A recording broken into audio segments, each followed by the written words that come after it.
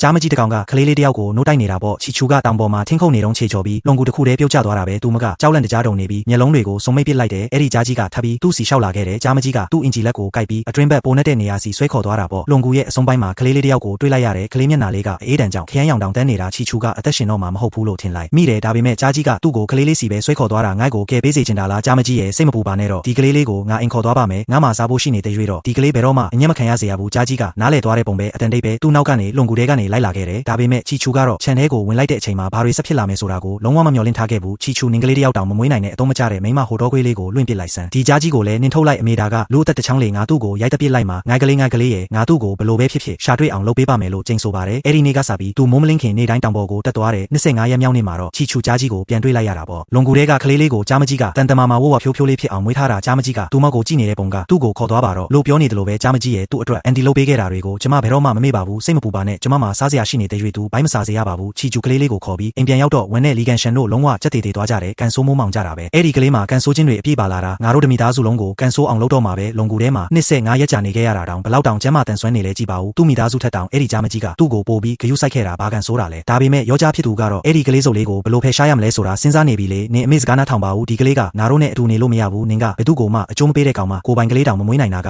အဆိုးဆုံးပဲအခုကြတော့ကြားကလေးတကောင်ပါအင်ခေါ်လာပြန်ပြီလားရွာလုံးကိုပါတေးစေချင်လို့လားသူတို့ရန်ဖြစ်နေတော့မှာပဲတကားပြင်ဘက်ကနေကြားအော်တန်တိုးလေးထွက်လာခဲ့တယ်ဝမ်းလက်ကြည့်လိုက်တာနဲ့ခြေထောက်တွေတုံလီပြီးလဲကြတော့မလို့ဖြစ်သွားတယ်ကြားတကောင်ကသူ့ကိုစူးစိုက်ကြည့်နေပြီးပြောချင်တဲ့သတင်းစကားကရှင်းနေတယ်သူ့ကိုလက်ဖျားနဲ့တောင်ရိုးကြည့်လိုက်စမ်းပါဘာဖြစ်မလဲဆိုတာတွေ့လိမ့်မယ်လီကန်ရှင်းလက်ထဲကတုပ်ကိုတုံရီကင်ထားပြီးတကယ်ဆိုတိုက်ချင်တာပေါ့ဒါပေမဲ့မရဲဘူးဖြစ်နေတာပဲကလေးအတွက်စံပြုတ်နေသွားနှွေးပေးလိုက်မယ်သူတုပ်ကိုချပြီးမိဖို့ထဲကိုတန်းပြီးပြေးဝင်သွားလိုက်တယ်ဝန်ကတော့ခြံထဲမှာထိုင်နေတာကြောက်လဲကြောက်ပေမဲ့စိတ်ထဲမှာတော့ခါတီးဖြစ်နေတော့ပဲသူမကဂိတ်ဝန်သားကကြားကိုခိုးပြီးကြည့်လိုက်တော့အဲ့ဒီမှာပဲငုတ်တုတ်ထိုင်နေတော့ပဲတွေ့ရတယ်သူ့မျက်လုံးတွေကရှူးကျူးပွေထားတဲ့ကလေးစီကနေကိုတခါမှမခွာဘူးဖြစ်နေတာဒီနေရာမှာထားလိုက်ပါကုတင်ကနွေးနေတာပဲရှူးကျူးကတော့ကလေးကိုပွေပြီးနွေးနေတဲ့ကုတင်နားမှာထိုင်နေတာမျက်ရည်တွေကလည်းတွင်ကြက်နေတာပဲရှင်းနေတာကာလအတွင်းရောက်ခမကဒီလိုမျိုးကျင်လာတဲ့အကြည့်နဲ့ကြည့်တာဒါပထမဆုံးအကြိမ်ပဲရှိသေးတာအကုန်လုံးကဒီကြားကြောင့်ပဲဖြစ်နေတာလေရှူးကျူးနေပွေထားတဲ့ကလေးကငိုင်ကလေးလားငါလွန်ခဲ့တဲ့6လလောက်ကတောင်ပေါ်မှာငိုင်ကလေးပျောက်သွားခဲ့တာနေငိုင်ကလေးကိုခိုးယူသွားတာပဲသူကငါသွေးသားအရင်ပဲလေ10လလောက်အောင်ထားခဲ့ရတာသူပျောက်သွားပြီးနောက်ပိုင်းမျက်စိကွယ်လိုနီးပါအထိနေတိုင်းငိုခဲ့ရတာရှူးကျူးနေလဲမိမချင်းပဲလေရှူးကျူးတာကတော့မဖြစ်တင်ဘူးလေသူများကလေးကိုခိုးယူတာဘာအရှက်အကြောင်းမှမရှိတော့ဘူးလားမိခင်တယောက်ဖြစ်ရတာလွယ်တာမှမဟုတ်တာဟုတ်ပါဟုတ်တယ်ရုတ်တရက်ကလေးတယောက်ခေါ်လာကြတဲ့ကနင်းတော့ထူးဆန်းတယ်လို့ထင်ခဲ့တာအခုမှတော့ပေါ်လာတာပဲသူများကလေးပဲဖြစ်မှာပေါ့အဲ့ဒီကလေးကိုကြားကမွေးထားတာသူ့မှာဘာတွေဖြစ်နေမှန်းဘယ်သူမှမသိနိုင်တာမင်းသားပါလို့ပြောနေရင်သူဘလို့မဲ့တွေပါလဲမင်းကသူ့မိဘဲကိုကိုကလေးဘလို့ပုံစံလဲဆိုတာမင်းသိရမှာပေါ့ကျမမမှတ်မိတော့ဘူးသူကတိတ်သေးလေးပဲရှိသေးတာဘလို့အမတ်သားတွေများပါနိုင်မှာလဲသူ့ဘယ်ဘက်တင်ပါမှာဘဲစေးလောက်ရှိတဲ့မျက်နှာလေးတစ်ခုပါတာကိုငါမှတ်မိတယ်ညာဘက်ခြေထောက်ကဒုတိယခြေချောင်းကတခြားခြေချောင်းတွေထပ်ပို့ပြီးတော့တိုနေတာသူကအဲ့ဒီအတိုင်းလေးမွေးလာတာသူကမင်းသားဆိုရင်ငါ့ကိုပြောစမ်းပါဒါမှန်လားမမှန်ဘူးလားဆိုတာသူ့နောက်မှာတော့အသက်40ကျော်လူတယောက်ကမျက်နှာမျိုးမသားနဲ့ရက်နေတာပေါ့အခြေအနေတွေမကောင်းမှန်းမြင်လိုက်ရတော့သူကလူအာမေကိုလမ်းဆွဲပြီးထွက်ပြေးဖို့ကြိုးစားလိုက်တယ်ရုတ်တရက်ဆိုသလိုကြားဟင်းတန်ကြီးကခြံထဲမှာပောက်ကွဲထွက်လာတော့တာပဲကြားမကြီးကအခန်းထဲကနေပြေးထွက်လာပြီးအဲ့ဒီလူရဲ့အင်ဂျီလက်ကိုကောက်ကိုက်လိုက်တယ်ပြီးတော့သူ့ကိုဝီခနဲ့ရိုက်လွင့်ပစ်လိုက်တာပေါ့အဲ့ဒီလူကခြံထဲမှာကိုအတော်အတန်ဝေးကိုလွင့်ထွက်သွားတော့တာပဲငါ့ကိုမစားပါနဲ့ဟာကွာငါ့ကိုမစားပါနဲ့နောက်တစ်ခါဘယ်တော့မှမလုပ်တော့ပါဘူးဗျာသူကကမန်းကရန်ထပြေးတော့တာပေါ့လမ်းမှာဖိနှက်တစ်ဖက်တောင်ကျွတ်ကြံခဲ့တာကြားမကြီးကတော့ခြံတကားနားမှာကုန်းလေးထိုင်ပြီးအတန်တိုးလေးနဲ့ဟင်းတန်ပေးနေတော့တာပဲရွာသားတွေကကြောက်ပြီးနောက်ဆုတ်သွားကြတယ်ဘယ်သူမှလည်းအနားကိုမကဲ့ရဲ့ကြပါဘူးကြားမေကျေးဇူးတင်ပါတယ်နော်ကြားကြီးကသူ့မလက်ကိုပုတ်တက်ပြီးငါရှိနေသမျှတော့နင့်ကိုဘယ်သူမှဘာမှလုပ်လို့ရမှာမဟုတ်ဘူးလို့ပြောနေတယ်လို့မျိုးပဲအဲ့ဒီညမှာဝန်ကကြက်တကောင်တက်ပြီးဟင်းချိုအိုးကြီးတအိုးကိုချက်ပြုတ်လိုက်တယ်ပေါင်ချောက်ကိုကျူးကိုပေးပြီးအတောင်ပန်တွေကိုတော့လီကန်ရှင်းကိုပေးလိုက်တာပေါ့သူမကတော့လေပင်းရဲ့ခြေထောက်တွေကိုရဲ့ကို့အတွက်ယူထားလိုက်တယ်ကြားကြီးရှိမှလည်းအသားတုံးတွေပေါ်လို့ပေါ်နေတဲ့ကြက်ဟင်းချိုတပန်းကန်ကိုချပေးလိုက်သေးတယ်ကြားလေးကကြားကြီးရဲ့ကြောပေါ်မှာလဲနေပြီးဟင်းချိုကိုတောက်ချင်လို့ပန်းကန်ကိုခြေထောက်နဲ့လန်းပုတ်နေတာဒါပေမဲ့အမေကြားကသူ့ကိုနှာခေါင်းနဲ့တွန်းထုတ်လိုက်တယ်ဝင်လေတက်ခစ်နဲ့ရဲလိုက်တယ်အဲ့ဒီကလေးလေးကသူ့အမေနဲ့တူလိုက်တာအကောင်းဆုံးတွေကိုသူများတွေအတွက်ပဲတင်ထားပေးတတ်တာပဲလို့ပြောလိုက်တယ်ကျူးကတော့အပူပေးထားတဲ့ကုတင်ပေးမှာထိုင်ရင်ဒီမိသားစုတစ်ခုလုံးကိုကြည့်ပြီးရင်ထဲမှာနွေးထွေးကြီးခံစားနေရတာပေါ့ဒါကအိမ်ပဲတွေးသားမတော်လဲဘာဖြစ်လဲလူတွေမဟုတ်လဲဘာဖြစ်လဲစိတ်တွေနွေးထွေးနေရင်တော့အရာတိုင်းအဆင်ပြေတာပဲလို့သူမစိတ်ထဲကတွေးလိုက်တယ်ဒါပေမဲ့သူတို့ရဲ့ငင်းချမ်းတဲ့နေ့ရက်တွေကကြာမခံလိုက်ပါဘူးဆိုင်ရှင်ကြောက်ရဲ့လက်စားချေတာကလည်းမြန်ဆန်ပဲရောက်လာခဲ့ပါတယ်။3ရက်မြောက်နေ့မှာခရိုင်ရုံးကအရာခံ2ယောက်ရောက်လာကြတယ်မျက်နှာထားတွေတင်းမာနဲ့အမိန့်စာတစ်ဆောင်ကိုပစ်ချလိုက်ကြတယ်မြို့အုံမင်းရဲ့အမိန့်အရလီမီသားစုကအန်ရရှိတဲ့ကြားတကောင်ကိုမွေးထားပြီးပတ်ဝန်းကျင်အိမ်နီးနားချင်းတွေအတွက်အန်ရဖြစ်စေတာကိုတွေးရတယ်တဲ့ဒါကြောင့်3ရက်အတွင်းမှာအဲ့ဒီကြားကိုရှင်းပြရမယ်တက်ပြတာပဲဖြစ်ဒါမှမဟုတ်တောင်နဲ့ထဲအထိမောင်းထုတ်ပြတာပဲဖြစ်လောက်ရမှာတဲ့နောက်ထပ်အောက်ကိုပြန်ဆင်းလာလို့ဘယ်တော့မှမရတော့ဘူးနော်အကယ်လေးအချိန်မီမရှင်းနိုင်ဘူးဆိုရင်တော့အစိုးရကလာပြီးတက်ပြလိုက်မယ်အဲ့အခါကျကျွန်တော်တို့ကိုရက်ဆက်တယ်လို့အပြစ်မတင်နဲ့နော်ဘာလို့လဲဗျာသူကဘယ်သူကိုမှဒုက္ခမပေးခဲ့ပါဘူးတချို့လူတွေထက်တောင်စိတ်ထားပိုကောင်းပါသေးတယ်ဘာလို့တက်ပြရမှာလဲဗျာဒါကမြို့အုံမင်းရဲ့အမိန့်ပဲ3ရက်ပဲနော်တေချာမှတ်ထားလိုက်အမေကြားကတကားဝမှာလဲနေရင်ချူချိုးကိုမောကြည့်နေတယ်သူ့မျက်လုံးတွေထဲမှာကြောက်ရွံ့တာမျိုးလဲမတွေ့ရသလိုဒေါသလည်းမပါဘူးရပါတယ်ငါမကြောက်ပါဘူးလို့ပြောနေတယ်လို့ပဲအမေကြားရဲ့သူတို့မနာကျင်စရာဘူးလို့တမိချိန်ပြောလိုက်တယ်3ရက်ပဲကြံတော့တာဆိုတော့ချူချိုးတယောက်ဘလို့များနေလန်းရှာနိုင်ပါမလဲနော်ဝန်လဲတညလုံးအိမ်မပျော်လိုက်ဘူးနောက်တနေ့မနက်မိုးမလင်းသေးခင်မှာပဲသူအိယာကထိုက်တယ်တိတ်တာအောက်ဆုံးကနေသူ့ရဲ့အကောင်းဆုံးအင်ဂျီပြားလေးကိုဆွဲထုတ်ပြီးစံပင်တွေဖိလိုက်တော့တယ်အန်ပါတယ်တရားသူကြီးကိုသွားတွေ့ပြီးပြောရမှာပေါ့ကြားကကလေးကိုကယ်တင်ခဲ့တာဒီမိသားစုကိုလ စောင့်ရှောက်ခဲ့တာပဲကိုအခုကြမှာသူ့ကိုတက်ချင်နေကြတာဒါဘလို့တရားလဲဒီလောကကြီးမှာတရားမျှတမှုဆိုတာလုံးဝပျောက်ကွယ်သွားပြီလို့တော့ကျွန်မမယုံနိုင်ဘူးအမေသားလည်းအတူတူလိုက်ခဲ့ပါမယ်ကျွန်တော်လည်းသွားမယ်ကလေးကိုကျွန်တော်ကိုပေးပါသူကအဲ့ဒီလောက်အဝေးကြီးလမ်းလျှောက်နိုင်မှာမဟုတ်ဘူးလေကြားကလေးကလည်းလိုက်သွားရမှာပေါ့တရားသူကြီးကိုယ်တိုင်ပဲမြင်ပါစေကြားမွေးထားတဲ့ဒီကလေးမှာကျိန်စာတင်နေတာမျိုးလုံးဝမရှိပါဘူးသူတို့၃ယောက်ထွက်သွားကြတယ်ကြားမကြီးကတကားဝမှာရက်ပြီးသူတို့ကိုမျက်တောင်မခတ်စောင့်ကြည့်နေတယ်အမေကြားခဏလေးစောင့်ပါဦးနော်ကျွန်မတခုခုတော့လှုပ်ကြည့်ပါမယ်ကြားကသူမကိုပြန်ဖြေတဲ့အတိုင်းအတန်တိုးတိုးလေးអော်လိုက်တယ်တရားသူကြီးအလုံးများနေတယ်ခင်ဗျားတို့ကိုတွေးဖို့အချိန်မရှိဘူးအခုပဲပြန်ကြပါတော့ဒီနားမှာပိတ်ဆို့ပြီးမရက်နေကြပါနဲ့တော့ဒါဆိုရင်လဲကျွန်တော်တို့ဒီနေရာမှာပဲစောင့်နေပါမယ်ဝန်လဲကုန်းကိုထိုင်ချလိုက်တယ်လီကန်ရှင်းကသူတို့ရှေ့မှာမတက်ရက်နေတယ်သူတို့၃ယောက်ဟာခရိုင်ရုံးတကားဝမှာတန်မှုဆွဲထားသလိုပဲရက်နေကြတယ်တနေကုန်လုံးစောင့်နေကြတယ်ကျူးချေထောက်တွေထုံကျင်နေပြီးလက်ချောင်းတွေခြောက်နေပေမဲ့လဲသူမကတော့နည်းနည်းလေးမှမရွေ့ဘူး